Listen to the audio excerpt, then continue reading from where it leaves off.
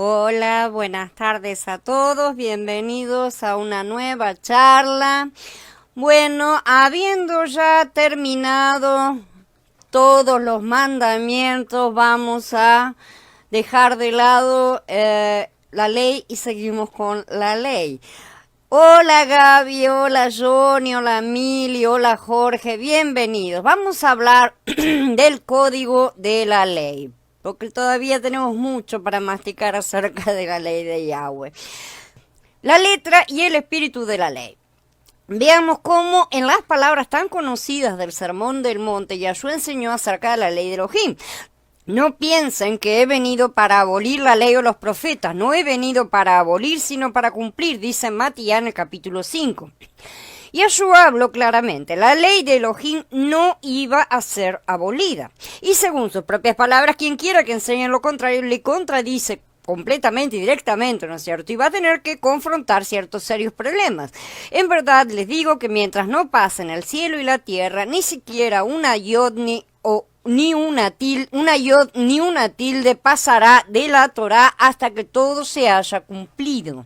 Por lo tanto, a cualquiera que quebrante el más pequeño de estos mandamientos, si así lo enseña la gente, se le considerará el más pequeño en el reino del cielo. Pero a cualquiera que los cumple y los enseñe, a este lo considerarán grande en el reino del cielo. Algunas personas suponen y enseñan que no necesitamos guardar la ley porque Yahshua HaMashiach ya la cumplió, ¿no es cierto? Pero malentienden fundamentalmente las palabras de Yahshua. La palabra cumplir de este pasaje es la palabra griega pleró, que significa hacer repleto o llenar hasta arriba, o sea, pleró de pleno, ¿no es cierto? Es decir, completar algo que estaba incompleto. Eso es lo que significa. No es cumplir en el sentido de terminar, sino de completar una cosa, ¿sí? Agregar lo que faltaba. En el Pasuk 18, en cambio, la palabra que también se traduce como cumplido es ginomai, ¿sí? Que ahora sí significa terminar, acabar o alcanzar. Es decir, pleró es completar como quien coloca la pieza faltante en un rompecabezas, sin que por completarlo quede descartado, ¿no es cierto? Mientras que ginomai es cumplir para terminar algo, como quien paga la última cuota de una deuda.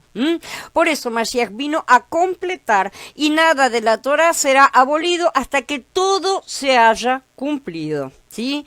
La primera palabra se aplica en el ejemplo de la red, por ejemplo, que estaba llena de peces. En Matías 13, cuando se llenó, y la palabra es pleros, la sacaron de la playa y sentados recogieron lo bueno en canastas y echaron fuera lo malo. Hola Aníbal, bienvenido. Hola Katy, hola Maribel, bienvenidos.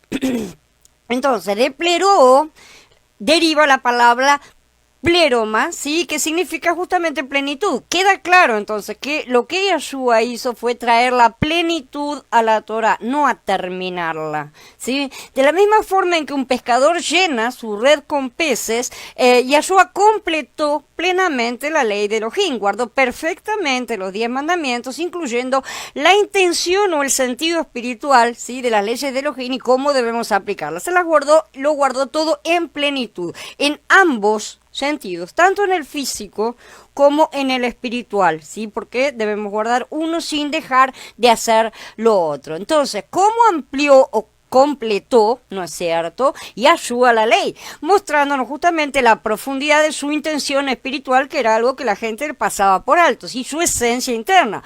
Vamos a ver un ejemplo muy conocido. Ustedes oyeron que se dijo, no adulterarás, pero yo les digo que todo el que mira a una mujer para desearla ya cometió adulterio con ella en su corazón. Entonces, según el séptimo mandamiento, el adulterio es un acto inmoral. ¿Sí? Es pecado, ciertamente. Sin embargo, el enunciado literal, o sea, la letra, ¿sí?, de este mandamiento, no refleja la intención de Elohim en su totalidad, porque Él quiere que ni siquiera tengamos esos sentimientos, ni siquiera pensemos en esas cosas.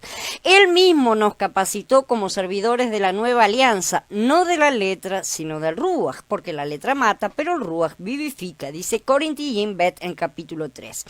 Algunos citan este pasuk para decir que el nuevo pacto abolió la ley. ¿Mm? Pero lo que aquí dice es que la aplicación de la letra sola mata. Eso es lo que está diciendo. Mientras que la aplicación del ruach de la ley vivifica, justificando lo que Shaul dijo en otro lugar.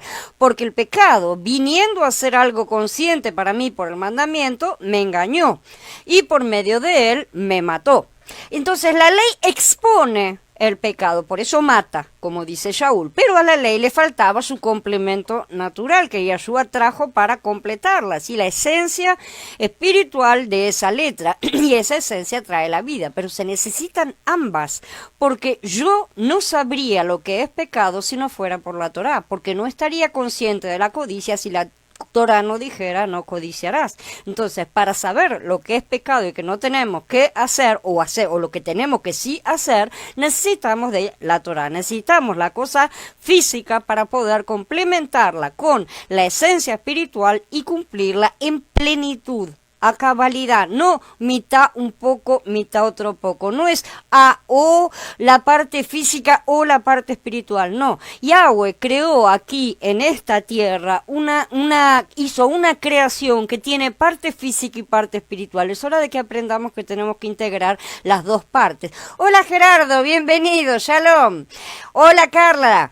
Entonces, Yahshua enseñó cuál era la mente de Yahweh por detrás de cada uno de los mandamientos, la restauración y la capacitación de cada hombre. Él mostró que el espíritu de la ley, o sea, su propósito espiritual, es muchísimo más amplio que la letra y abarca aún los pensamientos que tenemos hacia otros, porque se dirige a la fuente, ¿sí? A la intencionalidad que provoca los actos que cometemos. Según lo que él enseñó, los pensamientos lujuriosos son adulterio mental, ¿no es cierto?, emocional y también espiritual, y por lo tanto son contrarios al principio básico de la voluntad de Elohim, que es amar a nuestro prójimo como a nosotros mismos.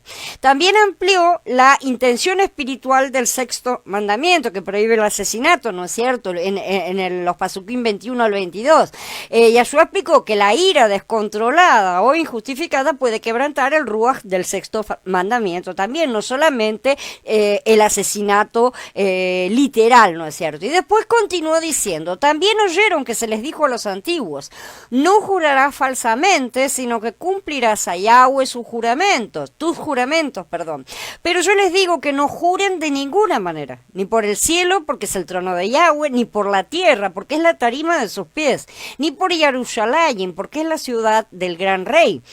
No debes jurar ni por tu cabeza, porque no puedes hacer que se vuelva blanco ni negro un solo cabello. Que su hablar sea sí o no, porque lo que va más allá de esto procede del mal. La enseñanza de Yahshua acerca de los juramentos nos ilustra otro aspecto de aplicar el espíritu de la ley en lugar de aplicar solo la letra de los mandamientos bíblicos. En este ejemplo, el principio espiritual que resalta de la ley exige que aquellos que sirven a Yahweh sean honestos en todo lo que digan.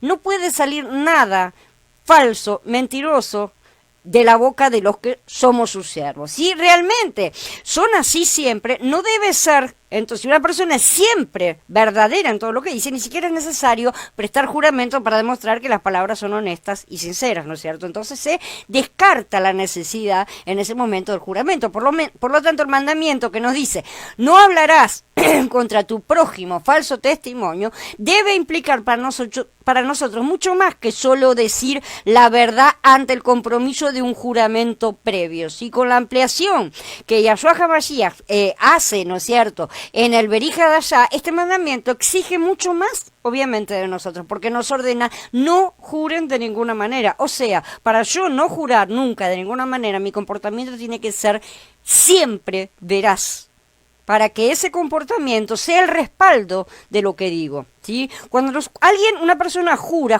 por algo que es el respaldo, supuestamente, que coloca la garantía que coloca para respaldar lo que está diciendo. Si nosotros hablamos siempre la verdad, evidentemente no se necesita ninguna garantía. Si nuestro hablar es siempre sí, ¿no es cierto? Como para lo afirmativo y no para lo negativo, que es lo que él nos dice. Es decir, sin mentir nunca, nunca vamos a necesitar jurar por nada. El juramento queda completamente descartado.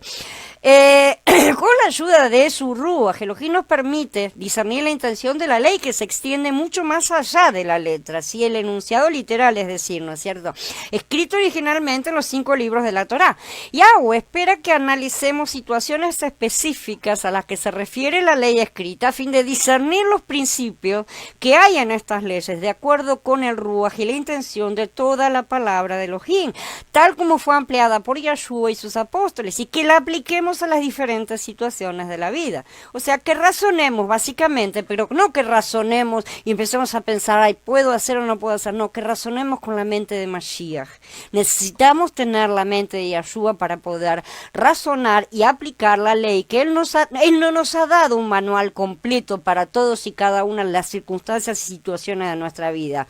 No, Él nos ha dado una ley bastante general, luego la fue explicando porque a la gente le costaba entender, ¿no es cierto? Y a nosotros todavía nos cuesta, y fue explicando y dando cada vez más ejemplos acerca de cómo aplicarle. Sin embargo, aún así no se agotan todas las circunstancias. Nosotros necesitamos aprender a pensar con la mente de Mashiach para poder razonar como él razonaría.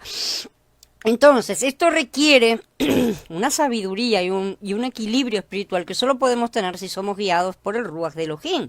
Aquellos que no tienen el Ruach de Elohim simplemente no tienen este discernimiento. Normalmente las personas que no tienen el Ruach, o no es que no lo tengan, tal vez lo tienen, sí, pero no andan en su propio Ruach, no permiten ser guiados por el Ruach y se guían normalmente por la carne. La carne siempre nos va a desviar, la carne siempre va a elegir el camino contrario, así que en vez de obedecer al Ruach, ¿sí? Su tendencia natural es ser hostiles a la ley de Yahweh y percibirla como locura, como está escrito, ¿no es cierto? No la perciben como una revelación de la sabiduría de Yahweh que debe entenderse y usarse correctamente. Por medio de su Ruach, Él nos ayudará a comenzar a discernir cómo aplicar los principios que se encuentran en las Escrituras, de forma tal que podamos discernir y comprender cabalmente su aplicación correcta. Esto significa que los parámetros de nuestra conducta deben ser aún más altos que los expresados por las palabras literales, obviamente, por la forma, ¿no es cierto?, de la letra, que se encuentran en el Tanaj, porque estas son solo las que mostraban el pecado, ¿sí? Únicamente una parte de lo que es la ley. La parte de la letra muestra la transgresión, pero la parte del espíritu de la letra muestra la intención positiva que debe ser alcanzada al cumplir la ley, ¿sí? Se muestra la parte negativa y se muestra la parte positiva. La parte positiva es la que tenemos que alcanzar a cumplir. No mentir nunca, no odiar, no desear una mujer ajena, entre otras cosas, obviamente, nos convierte en el tipo de personas que tiene esta ley grabada en sus corazones, ¿sí? Porque está siendo parte de nuestra naturaleza y no simplemente de personas que se esfuerzan por obedecer, por muy buenas intenciones que tengan o que tengamos todos. Si lo hacemos en la carne, simple y sencillamente no conseguiremos evitar aquellos pensamientos. Yahshua ilustró esto con otros 2 ejemplos. Primero explicó, porque les digo que si su justicia no sobrepasa la de los escribas y los fariseos, que se enorgullecían de obedecer la letra, ¿no es cierto?, justamente, jamás entrarán en el reino de los cielos. Además enseñó también, si también ustedes cuando hayan hecho todo lo que se les ha mandado, digan, siervos inútiles somos, porque solo hicimos lo que teníamos que hacer. Nuestra justicia debe exceder la letra de la ley. Esto es lo que Mashiach estaba diciendo. Para ser siervos útiles para Elohim, es necesario que empecemos a discernir y a aplicar en nuestra obediencia a Él, ¿no es cierto?, los principios fundamentales, tales como la fe, la esperanza, el amor, la justicia, el buen juicio, la misericordia, el perdón, todas esas cosas que Él nos entrega, ¿no es cierto? Todas esas cosas en las que está basada la palabra de Elohim. Nosotros necesitamos aplicarla. Esa justicia tiene que exceder la palabra, o sea, la parte física y nada más. Nosotros tenemos que alcanzar la estatura espiritual de la ley. Él nos da su Ruach para que podamos discernir adecuadamente y aplicar los principios espirituales, ¿no es cierto? O sea, la intención de las Escrituras. Pasamos ahora a lo que en cierto sentido se puede llamar la culminación del Tanaj, ¿sí? La ley de Elohim dada en el monte Sinai. ¿no? Es un punto top. Todo lo anterior al capítulo 20 es una preparación para la entrega de esa ley, ¿no es cierto? Y todo lo que sigue es la historia de la aplicación o la desobediencia a esa ley y sus respectivas consecuencias, como vamos a ir estudiando. De la misma manera, la culminación del Berihal en cuanto a la ley se encuentra justamente en los capítulos 5 al 7 de Matiyá, ¿no es cierto? El Sermón del Monte, donde el elemento espiritual de la ley es dado por Yahshua, él mismo, ¿no es cierto?, que la entregó como Yahweh en el monte Sinai. Así que tenemos, yo les dejo también una lista, es un cuadro, ¿no es cierto?, de pasuquín acerca de menciones de los 10 mandamientos en todas partes de las escrituras, ¿no es cierto?, cada uno hay muchas menciones. Eso se los dejo para que lo miren, porque es un cuadro, ¿no es cierto?, lo vamos a citar todas esas partes.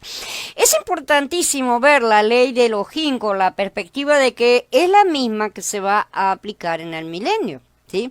Y que va a ser la base del gobierno y la paz mundial de ese momento, ¿sí? Las naciones seguirán estas leyes, muchos pueblos vendrán y dirán, vengan, subamos al monte de Yahweh, a la casa del Elohim de Jacob, para que él nos instruya en sus caminos, para que caminemos por sus sendas, porque de Sión saldrá la Torá, de Jerusalén la palabra de Yahweh, dice Yeshaya en el capítulo 2. Recordemos que el problema básico del hombre no está en la ley de Elohim, sino en el corazón del hombre mismo. Si en el milenio, al recibir un derramamiento de Ruach HaKodesh, vamos a tener una sociedad que va a buscar estos ideales. Ahí vamos a tener una diferencia bastante radical. Entonces dice en Yirmeyá 31, miren, viene un tiempo, declara Yahweh, cuando haré una nueva alianza con la casa de Israel, con la casa de Yahudá. No será como la alianza que hice con sus padres cuando los tomé de la mano para sacarlos de la tierra de Mitzrayim, una alianza que ellos violaron, de modo que yo los rechacé, declara Yahweh, pero esta será la alianza que haré con la casa de Israel después de aquellos días, declara Yahweh. Pondré mi Torah en su interior y la escribiré en su corazón. Entonces yo seré su Elohim y ellos serán mi pueblo. Ya no necesitarán enseñarse unos a otros y decirse unos a otros, hazle caso a Yahweh, porque todos ellos me harán caso, desde el más pequeño de ellos hasta el más grande, declara Yahweh, porque yo perdonaré su iniquidad y no me acordaré más de su pecado. Hola Danieli, bienvenida. Hola Mariel. Hola Abdiel, bienvenido. Ahora bien, para entender a fondo la belleza, la magnitud de las leyes de Elohim, vamos a estar analizando estas leyes a la luz de los códigos legales de la sociedad actual en la que estamos, ¿no es cierto? Vamos a entender por qué las leyes de Elohim son superiores a las leyes modernas de los hombres y en qué forma los gobiernos se han equivocado. Vamos a ver por qué Moshe exclamó, miren, yo les he impartido a ustedes leyes y reglamentos como me ha mandado Yahweh, para que los practiquen en la tierra que están a punto de entrar y ocupar. Obsérvenlos fielmente, que esa será una prueba de su sabiduría y discernimiento para otros pueblos, quienes al oír de todas estas leyes dirán, verdaderamente, esa gran nación es un pueblo sabio y de discernimiento, porque qué gran nación hay que tenga una deidad tan cercana como lo está Yahweh, nuestro Elohim, siempre que lo invocamos, o qué gran nación tiene leyes y reglas tan perfectas como toda esta Torá que les pongo delante hoy. Eso está en Devarim, capítulo 4. Recordemos entonces que en el milenio el proceso educativo sobre las leyes de Elohim va a ser una de las prioridades, ¿sí? Y Yahweh será rey sobre toda la tierra. En ese día habrá un solo Yahweh con un solo nombre. Todos los sobrevivientes de todas aquellas naciones que vinieron contra Jerusalén harán un peregrinaje año por año para postrarse ante el rey Yahweh de los ejércitos y para observar la fiesta de las cabañas. Cualquiera de las comunidades de la tierra que no haga el peregrinaje a Jerusalén para postrarse ante el rey Yahweh de los ejércitos no recibirá lluvia, dice Zacarías en el capítulo 14. Y entonces finalmente las leyes de Elohim serán guardadas por todos, incluyendo las fiestas santas. Y dice, la tierra será llena del conocimiento del Eterno, las leyes de Elohim, ¿no es cierto? Como las aguas cubren al mar. dice Yeshaya en el capítulo 11. Yahweh dice que ahora, si ustedes me obedecen fielmente y cumplen mi alianza, ustedes serán un tesoro para mí entre todos los pueblos. En verdad, toda la tierra es mía, pero ustedes me serán un reino de sacerdotes y una nación santa. Estas son las palabras que les hablarás a los hijos de Israel. Elohim está ofreciendo a la casa de Jacob nada menos que hacerlos su reino sobre la tierra. Y este sería un reino de administradores de su ley, no de modificadores de la ley, ¿sí? Con el destino final de gobernar al mundo entero y establecer la paz mundial. Gobernar en nombre de Yahweh, obviamente. Y las naciones andarán a tu luz y los reyes por tu brillante resplandor, dice Yeshaya en el capítulo 60.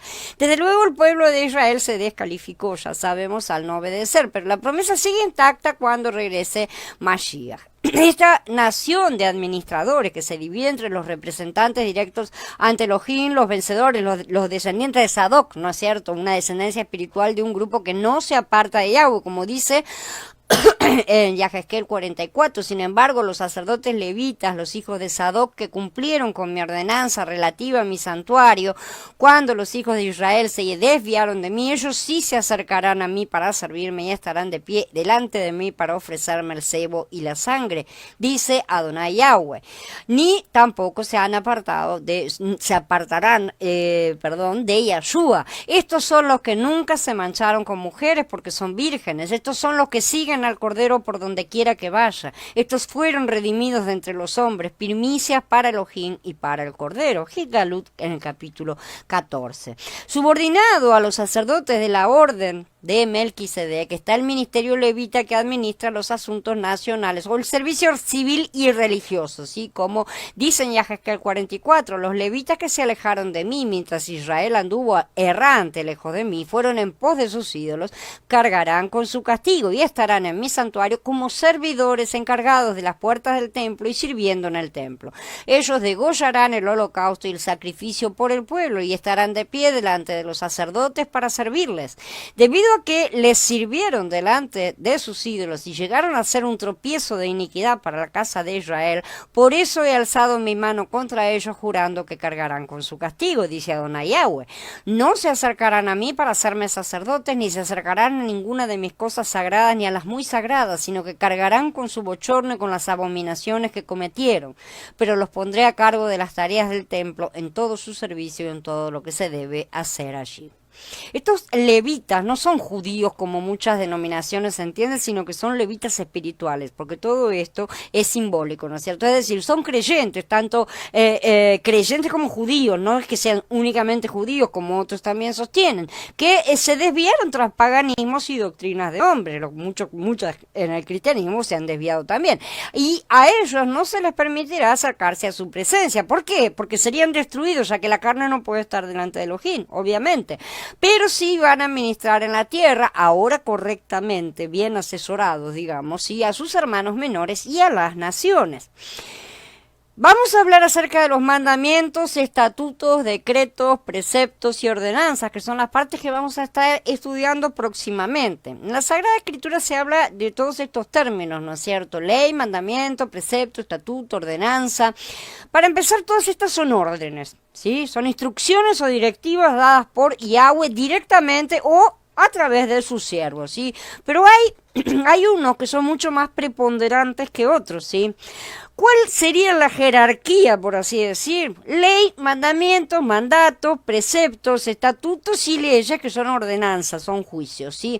Estos 5 términos describen diferencias en las formas en que se dan, se perciben y se aplican las instrucciones de Yahweh. No tienen nada que ver con su validez o importancia, ¿sí? No tienen nada que ver tampoco con los rabinos y sus interpretaciones, son cosas que están escritas. Ni tampoco tienen nada que ver con los romanos y sus interpretaciones. Todas las instrucciones representaban su voluntad, ¿sí? Y todas debían respetarse y obedecerse. Los mandatos son mandamientos secundarios. Las leyes a veces son llamadas leyes menores, pero en sí son leyes que derivan de la ley mayor, ¿no es cierto? Explicaciones a veces. Al igual que los mandatos o mandamientos secundarios sirven a los mandamientos, o sea, a los mitzvot primarios. En este sentido, los hombres religiosos se han inventado un sinnúmero de mandamientos menores, mitzvot, ¿no es cierto?, y de leyes menores, alegando que sirven a las mayores, pero eso es una total mentira. Se los han inventado en gran medida. Algunos sí existen en las escrituras, pero otros son inventados por personas que están siempre buscando cómo servir en la letra y no en el espíritu. Todas estas cosas son enseñanzas dadas en la forma de normas o directrices que Yahweh proporciona a su pueblo, ¿no es cierto?, para mantener un orden básico y fundamental. Y todas estas enseñanzas están expuestas justamente en lo que conocemos como la Torah. Hola Isha, bienvenido. Bienvenida, perdón.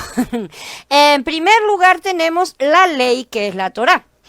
Empecemos aclarando que la palabra hebrea que se traduce como ley, ¿no es cierto?, es Torah. ¿Sí? Así aparece. O sea, que toda la Torá es la ley, ¿sí? Cuando se utiliza esta palabra hebrea con un artículo definido, que para nosotros sería la ley, se refiere o a la ley en general o a algún aspecto específico de la ley, pero la ley como un todo, ¿sí? Con mayor frecuencia se refiere a todo el cuerpo, justamente, de la ley, ¿sí?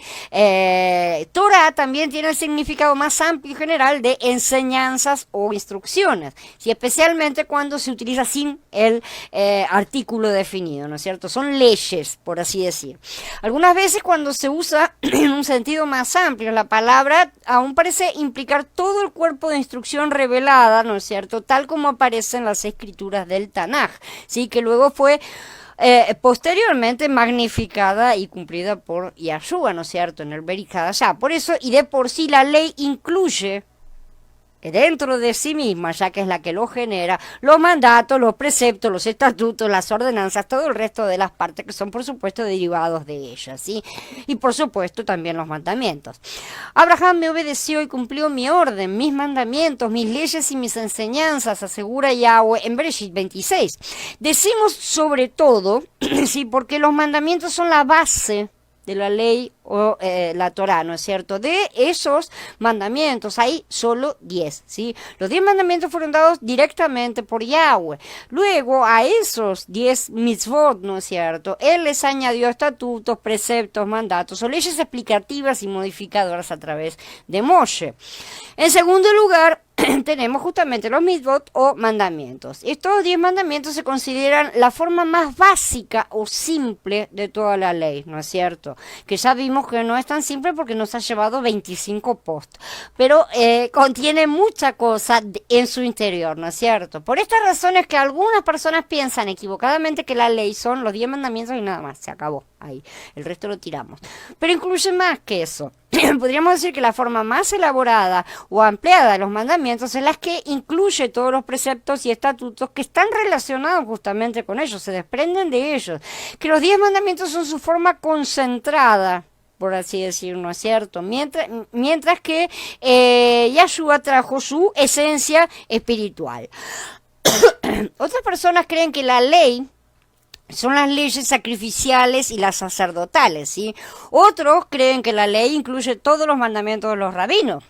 Pero Yahshua diferenció entre la ley y los mandamientos de Yahweh y la ley y las ordenanzas de los hombres, diciendo que los hombres se aferraban más a la ley y mandamientos de los hombres, tradiciones, ¿no es cierto?, de hombres vanos y mortales, aparentando santidad y piedad, pero por dentro estaban llenos de corrupción. Así invalidan la palabra Elohim mediante su tradición que han transmitido y hacen muchas cosas semejantes a estas, dijo en Mordejai 7, porque habían corrompido la ley de Yahweh. Esto se comprobaba cada vez que Yahshua hacía algo que rompía con las tradiciones de los hombres, ¿no es cierto? Y por eso tenía tantas discusiones, como comer con pecadores, no lavarse las manos antes de comer, etcétera, ¿no es cierto? Yahshua inyecta el favor divino o la gracia ¿no es cierto?, a la ley cuando, por ejemplo, cuando sanó a los leprosos, ministró a los niños, comió con los pecadores, justamente habló con la mujer de Samaria, una cosa que no estaba prohibida, aunque no se decía, estaba tácitamente prohibido, sanó a los enfermos en el día de reposo, en Shabbat, se proclamó el Adón del día de reposo, ¿no es cierto? Y recordemos que nada causaba más polémica entonces que el Shabbat, ¿sí? De igual forma, nada causa más polémica hoy en día que el día de reposo, ¿no es cierto? Y otros hoy todavía creen, peor todavía, ¿no es cierto?, que toda la ley ha sido abolida, listo, la tiramos toda, ya que trae problemas, la eliminamos.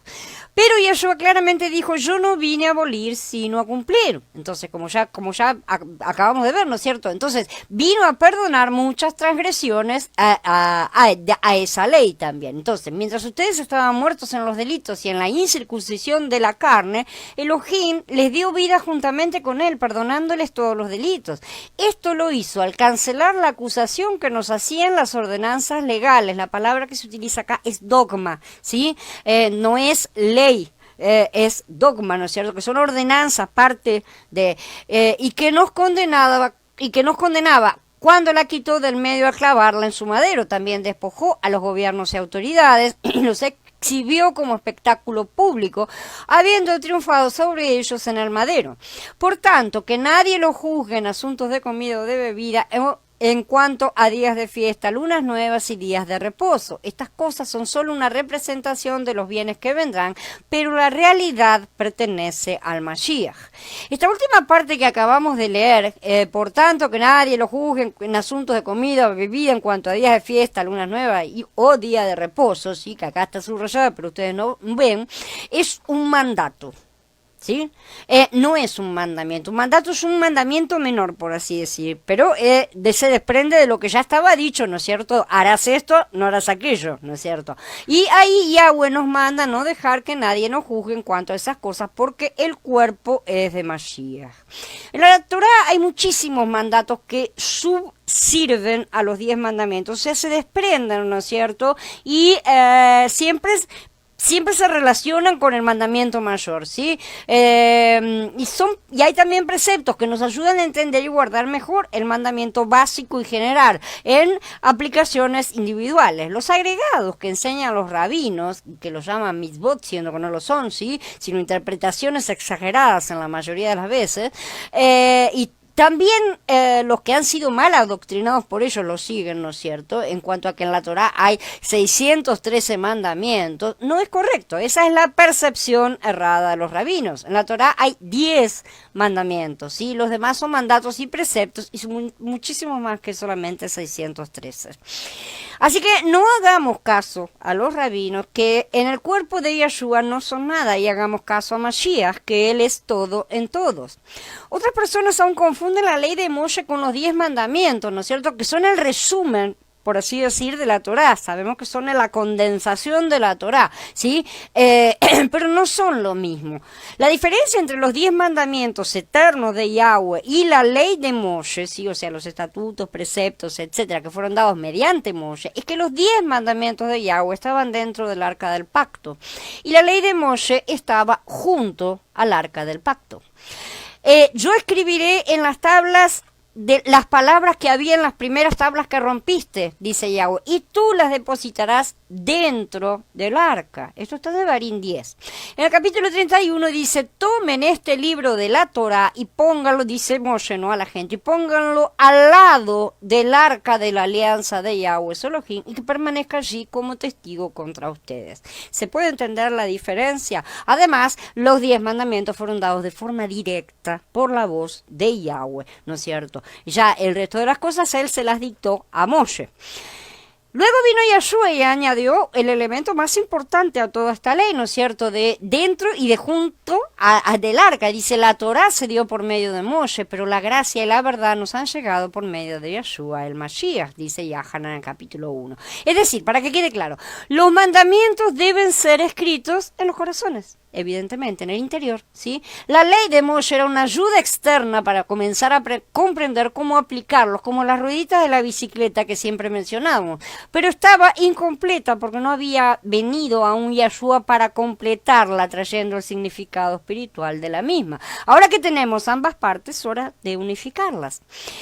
En tercer lugar tenemos los mishmeret, ¿sí? Que son los preceptos, reglas u ordenanzas. Ustedes van a ver que estas palabras las utilizan de forma aleatoria en las traducciones, ¿sí? Entonces es bastante confuso de esa manera. Nosotros vamos a empezar a utilizar una cosa, una forma de unificar esto y empezar a incorporar la palabra original para que podamos entender la diferencia, incorporar esa diferencia, ¿no es cierto? Al principio nos va a costar un poquito, pero de a poco nos vamos a ir aprendiendo esas cosas. Entonces, por eso es que estamos aprendiendo todas estas palabras, porque van a seguir apareciendo en las escrituras. La palabra mishmeret tiene diferentes traducciones, ¿sí? Desde las más literales a las más espirituales. Es el femenino de mishmar, ¿sí? Que significa guardia, vigilante, ¿no es cierto? El que vigila. Y también significa prisión o cárcel, donde está, se guarda lo vigilado, por así decir. Y deriva del verbo llamar, que propiamente quiere decir cercar alrededor, o sea, encerrar de alguna manera, ¿sí? Como con espinos, por ejemplo, guardar, proteger, cuidar, custodiar, ¿no es cierto? Todas esas ideas están relacionadas justamente con la palabra llamar. De manera que mishmeret es básicamente lo que es vigilado. ¿Sí? Lo que es vigilado. A veces es un prisionero, pero en este caso de lo referente a la ley es una ordenanza, una davar, ¿no es cierto? Dada por el Padre para que la guardemos. Como se puede ver, es difícil tratar de encontrar términos bien definidos para traducir las escrituras, porque los conceptos en hebreo son derivados de la palabra de la cual cada uno deriva, ¿no es cierto? O sea, todos los conceptos tienen una razón de ser porque vienen de un verbo que significa tal cosa, ¿no? Guardar, vigilar en este caso. Y eso se pierde en las traducciones, porque para nosotros no significa nada. Podemos traducirla tanto como regla, precepto u ordenanza, ¿sí? En sí para nosotros en castellano nos da la idea de que es algo que se debe cumplir, pero más importante aún es que recordemos que es algo que debemos cuidar, vigilar, guardar, ¿sí? Esto implica un cuidado mayor que simplemente cumplir una orden. No se trata de obedecer una orden porque sí, ¿no es cierto? Cumplir esa orden con mucha atención y mucho esmero. En cuarto lugar tenemos los yok o yuká, ¿no es cierto? Perdón, jok o juká, leí mal. Los estatutos, ¿sí? Ahora, tomemos y examinemos justamente estos estatutos. La palabra se refiere a una clase específica de leyes o directrices. Como la traducción de las palabras hebreas jok o juká, ¿sí? La palabra estatuto se refiere a una directriz o norma especial, entendida como un decreto o edicto, algo que el gobernante decide y debe ser ejecutado sí o sí, fuera de las leyes judiciales en sí, ¿sí? Las dos palabras derivan de hakak, que significa grabar, como leyes en tablas de piedra, justamente tallar, ¿sí? Por implicación, imponer algo, porque una cosa queda tallada es una cosa que queda firmemente impuesta, ¿no es cierto? Entonces, el estatuto no es algo que pueda ser apelado por la gente. Por ejemplo, la mayoría de las leyes referentes a los sacrificios contienen la expresión estatuto perpetuo, que es hok Olam. Sí, sin embargo, el hecho de que las leyes sacrificiales han sido, sí, justamente eliminadas por el sacrificio único y perfecto de Yahshua, aquí comprobamos una vez más que Olam no implica eternidad ni perpetuidad, como ya lo hemos estudiado, sino el tiempo de la era, o sea, el tiempo que debía durar esa era que Yahweh había determinado. Una vez terminada la era de Pesaj, los sacrificios de animales fueron eliminados para siempre y fueron sustituidos por el sacrificio perfecto. Quien sostenga que Yahweh apoya el hecho de que en el milenio habrá sacrificios de animales no ha comprendido bien lo que significa su sacrificio, el de Mashiach. ¿Cuánto mayor castigo piensan que merecerá el que haya pisoteado al Hijo de Elohim y haya considerado de poca importancia la gracia, la sangre del pacto por la cual quedó santificado y haya insultado al Espíritu de gracia? Dice Ibrí en el capítulo 10. Los estatutos bíblicos, por ejemplo, pueden fijar fechas, tales como las fechas de las fiestas santas de Yahweh. Es una cosa que Él determina. No tiene en sí, para nosotros puede no tener. Nosotros estamos empezando a entender cuáles son los motivos de cada fecha, ¿verdad? Pero en sí son cosas que Él ha determinado. No son decurrentes de los mandamientos ni nada por el estilo. Por eso es que se los llama estatutos o hoc. Son cosas que son decretos que no se puede apelar y que tampoco tienen una explicación clara, no siempre la tienen para nosotros, ¿sí? También pueden especificar lugares, justamente, como el lugar donde él determina que se coloque su nombre, pueden definir costumbres importantes también, o todavía pueden establecer la forma en que se debe proceder para manejar de forma correcta algunos asuntos importantes, ¿no es cierto? Dado el hecho de que los estatutos revelan la mentalidad de Yahweh y sus prioridades, son componentes o piezas cruciales de la ley, ¿sí? Y sirven como pautas divinas para un comportamiento humano que sea justo y aceptable delante suyo. En quinto lugar tenemos los mishpatim, o traducidos como juicios o veredictos. El hebreo no tiene una sola palabra para explicar nuestro concepto de justicia, ¿sí? Es mucho más definido que el nuestro. Lo que esto representa para nosotros se entiende en las ideas de juicio y justicia. Mishpat deriva del verbo shafat, sí, que significa juzgar, dictar sentencia, gobernar, ¿no es cierto? O sea, todo lo que hace el gobierno. Un mishpat es lo que pronuncia un shofet, o sea, un juez, ¿no es cierto? Del libro de los shoftim es jueces en plural. El juicio no consiste solo en la declaración del juez, ¿no es cierto? No es solo lo que dice el juez. Cualquiera que tenga un mishpat, o sea, una causa, una petición, también forma parte de eso. Y se lo presenta al juez, ¿se entiende? Dice, por ejemplo, y les voy a leer algunas versiones. Miren ahora, yo he preparado un caso, sé que lo voy a ganar. Esto está en Job capítulo 13 y esa es la versión de la Vine. He aquí ahora, si yo expusiere mi causa, sé que seré justificado, dice la Reina Valera. Y la versión de Jerusalén dice, mirad, un proceso preparado, consciente de que tengo razón. Así que uno dice un caso, una causa, un proceso. Estamos comprendiendo todos, ¿no es cierto?, que se está refiriendo a una causa judicial. La persona está teniendo un mishpat. Esa es la palabra en el original. Entonces, ¿quién obtiene un mishpat, porque obtiene justicia, es declarado tzadik, o sea, justo? Pero la persona no es completamente recta, o sea, completamente tzadik, ni se da cuenta del mishpat hasta que se produce la declaración del juez.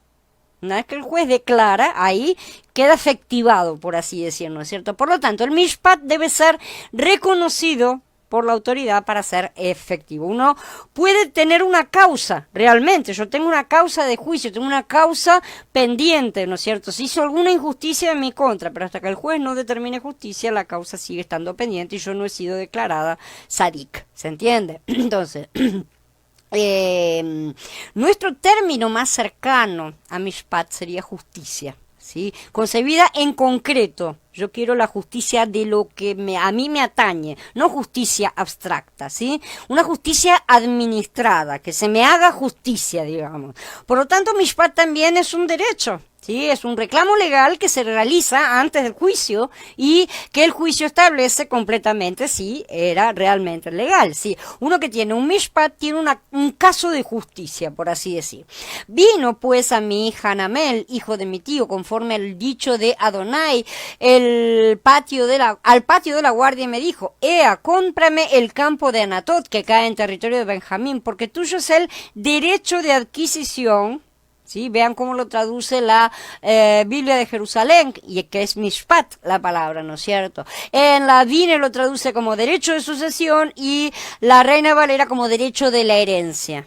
¿Sí? Entonces vemos que más o menos todos están hablando de lo mismo. Es un derecho de justicia sobre una determinada propiedad en este caso. Si el juez es, por lo tanto, un defensor correcto, un vengador, o sea, es un goel, un juez es un goel. Como una declaración judicial, el mishpat sienta un precedente al abordar el significado de ley. En un sentido más débil significa procedimiento, ¿no es cierto? El procedimiento de la ley. El mishpat por ejemplo, el mishpat de un dios es la forma correcta de adorarlo en la adoración ritual. Por ejemplo, como está mencionado en Melahim Bet 17. Entonces le dijeron al rey de Ashur, la gente que tú deportaste y estableciste en las ciudades de Shomrom, o sea, Samaria, ¿no es cierto?, no conocen las reglas, está puesto acá en la versión Vine, que es justamente, no conocen las Mishpatim, las Mishpatim del Elohim del país. Por eso él ha enviado contra ellos leones que los están matando porque no conocen las Mishpatim del Elohim del país, ¿entiende? Las Mishpatim del Elohim del país, ¿no es cierto? En la Reina Valera lo traduce como la ley del Elohim del país, ¿sí? O sea, la forma en que él determina ser adorado, ¿no es cierto? El Mishpat del rey, también es utilizada la expresión, del que Shmuel habla, es el derecho del rey, o sea, el fuero del rey, justamente, ese es el fuero, literalmente esa es la palabra, simplemente la forma de actuar del juez, los derechos que tiene el rey, las cosas que él hace, ¿sí? Atiende su demanda, pero adviértele solemnemente, y hablaré sobre las prácticas, o sea, esto está traducido así en la Biblia, eso es Mishpatim, sobre las prácticas de cualquier rey que gobierne sobre ellos, ¿sí? La Reina Valera dice cómo les tratará el rey que reinará sobre ellos, la Kadosh dice qué clase de juicios sus reyes harán, esa es más correcta. Y la de Biblia de Jerusalén dice el fuero del rey que va a reinar sobre ellos, ¿no es cierto? Para nosotros, en castellano, la palabra correcta es fuero. El juicio apunta en dos direcciones, siempre la liberación del justo, es decir, el que recibe su mishpat, ¿sí? Y el castigo del culpable. Por lo tanto, el término también se usa para significar el castigo, pero este uso es menos frecuente realmente. El rey ejerció el juicio como juez. El rey representaba entonces a la Corte Suprema. Y le dijeron, mira, tú te has hecho viejo y tus hijos no siguen tu camino. Pues bien, ponnos un rey para que nos juzgue. La palabra es shafat, juzgar, ¿no es cierto? Como todas las naciones. Esto está en la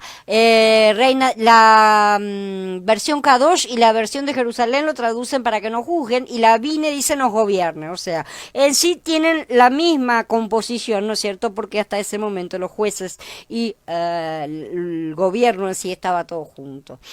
Reinó David sobre todo Israel, administrando derecho, mishpat, justamente, y justicia, tzedakah, a todo su pueblo, dice Shemuel Bet, ¿no? En la versión de Jerusalén, perdón. La Vine dice, y practicó verdadera justicia, mishpat, con todo su pueblo, y no habla para nada de la tzedakah, que sí aparece la frase, la palabra. En la versión K2 dice, administró la ley, mishpat, y justicia, tzedakah. Así que vemos que las traducciones no siempre son siquiera completas, no sabemos por qué motivo están eliminando la palabra tzedakah. La Biblia de Jerusalén dice, administrando derecho y justicia a todo su pueblo. Pero en teoría escuchaba el rey, ¿no es cierto?, la causa del que le dirigía su petición, como en varios casos, ¿no es cierto?, que les dejo las citas para que lo veamos, no vamos a verlas todas, ¿sí? Absalom también justifica su revuelta, ¿no es cierto?, cuando se rebela contra David, al afirmar que David ya no cumplía su papel de juez del pueblo, cuando dice en Shemuel 15, añadía Absalom, ¿quién me pusiera por juez de esta tierra? Podrían venir a mí todos los que tienen pleitos, la palabra es rib, ¿está?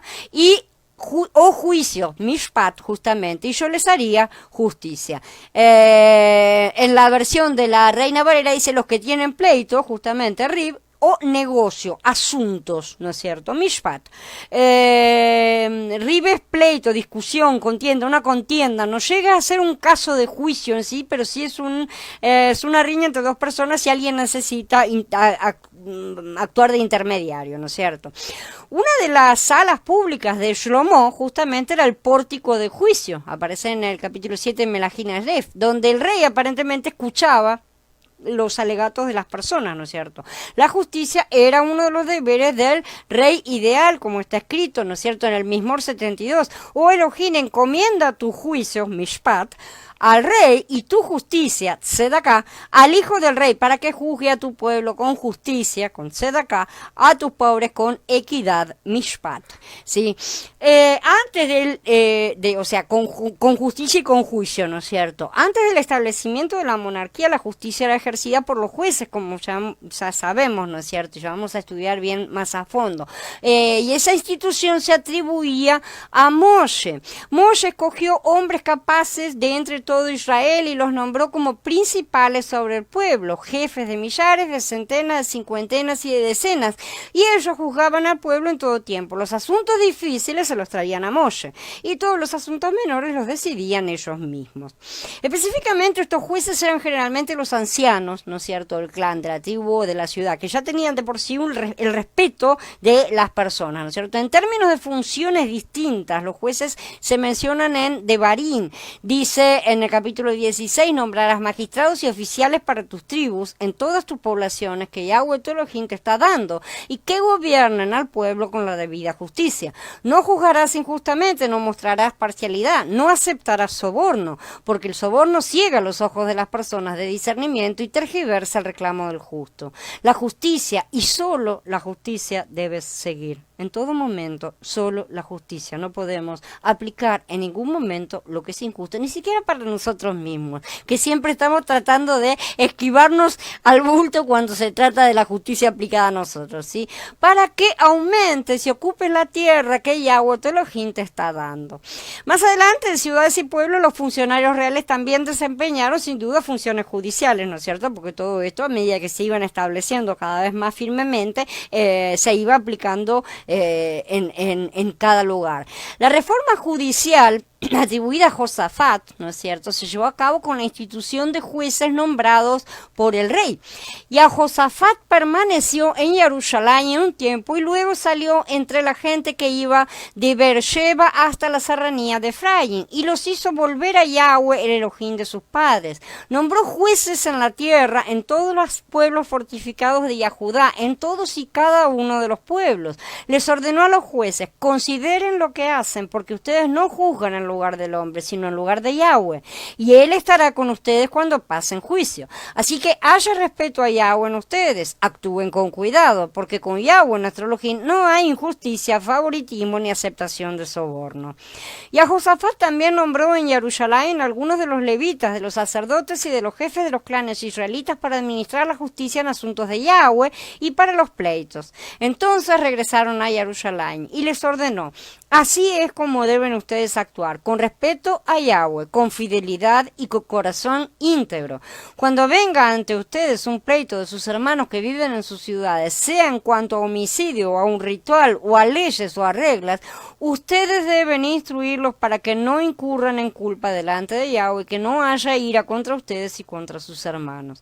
Actúen de este modo y no incurrirán en culpa. Miren, el sumo sacerdote Amariyahu presidirá sobre ustedes en cualquier caso concerniente a Yahweh, y Zebadyahu, hijo de Ismael, es el comandante de la casa de Yahudá en cualquier caso concerniente al rey. Entonces vemos la división entre las leyes religiosas o espirituales y las leyes civiles, ¿no es cierto?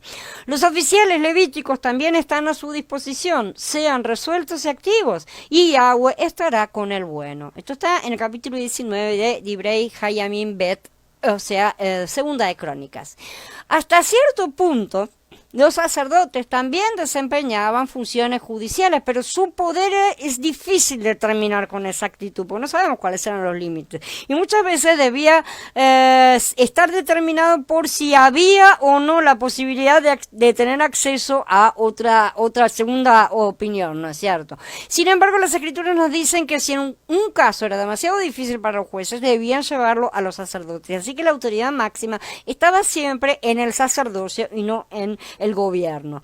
Si un caso te resulta muy confuso para decidirlo, sea una controversia sobre homicidio, ley civil o asalto, asunto de litigio en tus cortes, dirígete prontamente al lugar que Yahweh tu Elohim haya escogido y comparece ante los sacerdotes levíticos o ante el magistrado a cargo en ese momento y preséntale tu problema. Cuando ellos te anuncien el veredicto en el caso, tú llevarás el veredicto que se te anuncia en ese lugar que escoge a Yahweh, observando escrupulosamente cuidadosamente todas las instrucciones que se te dé. Esto está en Devarim 17. Ciertamente tenían el poder judicial en causas relacionadas con las leyes de adoración, eso sin duda, sí, pero no es imposible que en el antiguo Israel se ejerciera también justicia en los santuarios, llegado el caso y la necesidad. Shemuel continuó en su oficio como juez de Israel toda su vida. Año tras año él viajaba en un circuito que incluía Betel, Gilgal y Mitzpah. Y en todos estos lugares dedicados como Kadosh sirvió como juez de Israel. El nombre de su primer hijo era Joel. Yahweh es Elohim. Mientras que el nombre del segundo hijo era Abiyá. Yahweh es mi padre. Ellos eran jueces en Beersheba. O sea que los hijos eran también jueces, ¿no es cierto? En ese caso. El hecho de que la ley fue establecida para un único ejercicio, o sea, un sacerdote, rey, juez, o sea, todo en uno solo, sabemos, ¿no es cierto? Dio a los sacerdotes un poder mayor de lo que imaginamos en su momento y también mayor que el poder que tenían en otros pueblos del antiguo cercano oriente, porque no, en otros lugares no era así la situación. El poder de los sacerdotes se vio disminuido a causa de las transgresiones del sacerdote, como lo que vimos en el 9º mandamiento, ¿no es cierto?, de profetas y sacerdotes en el capítulo 56, el caso de Elí, ¿sí?, cuando fue retirado el servicio de profeta, de entre todas las cosas que tenía que realizar, cuando Yahweh separó los poderes y fue quitando la autoridad, y también cuando el pueblo pidió un rey como las demás naciones. Entonces se fue disminuyendo, se fue separando, se fue dividiendo. ¿Sí? A partir de ese momento comenzó un proceso de secularización de las instituciones israelitas justamente. Bueno, habiendo terminado, ahora sí quedó a disposición de sus preguntas y comentarios. Los que no se contaminaron con mujeres, ¿es pecado tener relaciones con mujer? ¿Cómo sería un pecado, Daniel, si él le dijo reproduzcanse y multiplíquense? Sería que se estaría contradiciendo. Evidentemente no. Las mujeres representan la religión en este caso, eso es un símbolo en este caso. Los que no se contaminaron con religiones falsas, evidentemente, ¿no es cierto? Otras mujeres, otros dioses falsos, esa es la cosa. Sería más que interesante la clasificación de las leyes. Está todo en la Biblia, Daniel, no necesitamos una clasificación, él ya lo hizo. Y sin embargo, tampoco necesitamos esa clasificación, porque no vamos a establecer un manual de reglas. Él no quiere que establezcamos manuales, él quiere que nosotros razonemos con la mente de Mashiach. Nosotros necesitamos crecer espiritualmente para poder ser reyes y sacerdotes, porque eso es lo que nosotros somos llamados. Y esto no es para el vecino, no es para el pastor, para el rabino, para el otro, ¿no es cierto? Esto es para todos y cada uno.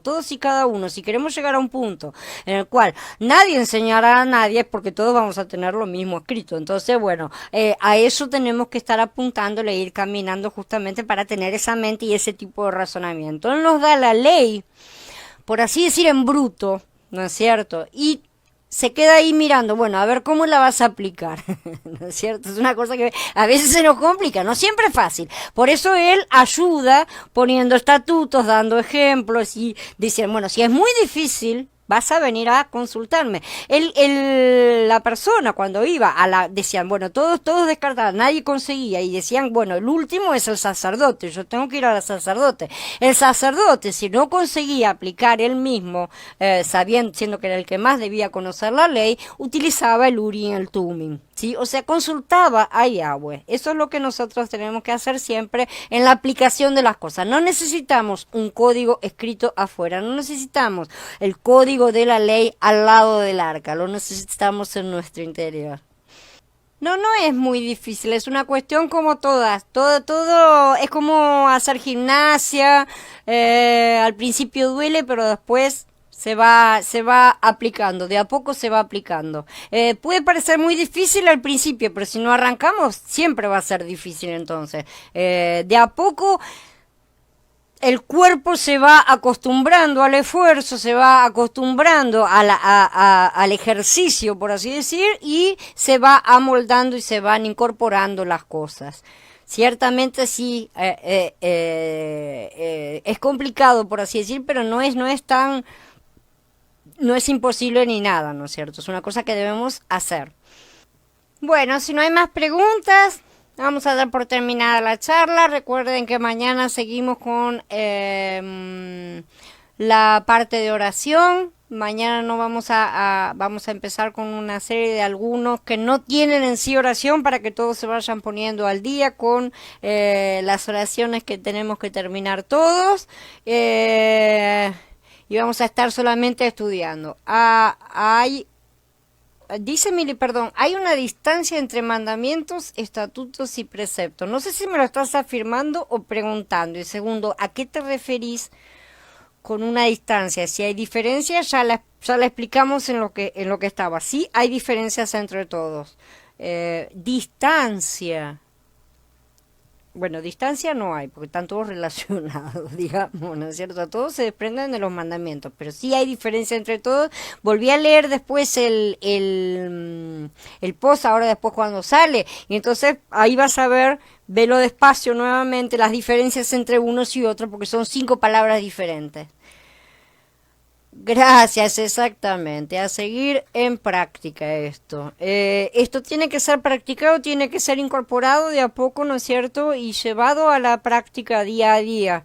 En todos nuestros, en todos los ambientes de nuestra vida, ¿no es cierto? Tanto para los demás como para nosotros, porque tenemos una tendencia a hacer, no, tengo que aplicar la ley, pero cuando se trata de nosotros somos siempre muy blandengues, ¿no es cierto? Entonces no, la justicia empieza por casa, necesitamos empezar aplicándola en nosotros mismos para poder aplicarla en los demás también, no sea cosa que nos sea echado en cara el error. Gracias chicos a ustedes por la presencia. Abba los bendiga a todos. Shalom y hasta mañana.